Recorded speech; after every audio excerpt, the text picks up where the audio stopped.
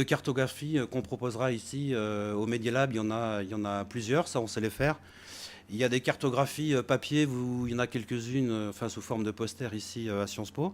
Ça, ce sont des grands posters PDF qui en général servent plutôt à la communication sur les résultats de nos projets.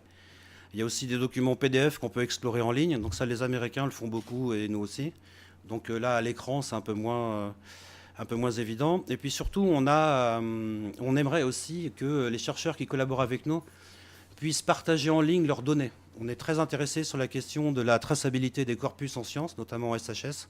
Et pas simplement SHS, mais si vous venez travailler avec nous autour de cartographie sur une thématique, l'idée est de pouvoir proposer à tous ceux qui sont sur le web les données sur lesquelles vous avez travaillé, sur lesquelles les chercheurs ont travaillé, et comme ça, libre à chacun de pouvoir rejouer les données à sa façon en utilisant d'autres modes d'analyse ou d'autres modes de visualisation.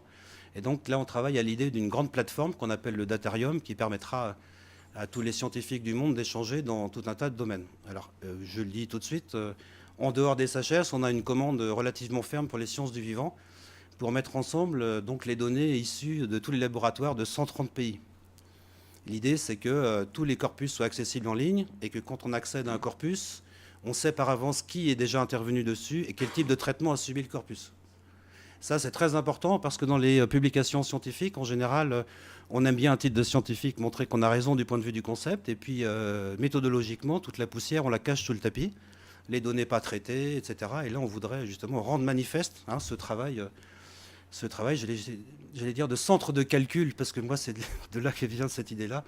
Je reprends l'expression à Bruno Latour, mais c'est le principe du centre de calcul, c'est comment se transforme l'information dans le travail scientifique pour donner lieu d'un côté à une cartographie, à un article, mais qu'on ait accès aussi aux données, c'est-à-dire en fait à l'antichambre de la publication.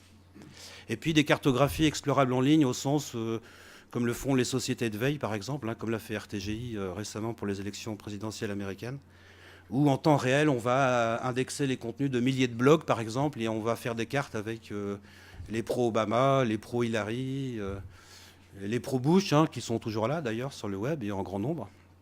Et ça va permettre de suivre aussi en temps réel des phénomènes qui ont lieu sur les réseaux numériques. Voilà, on voudrait aussi développer ce type. Alors ces 4 types de cartos, on sait les faire. Après, c'est affaire d'occasion. Mais en tous les cas, c'est notre savoir-faire en ce moment.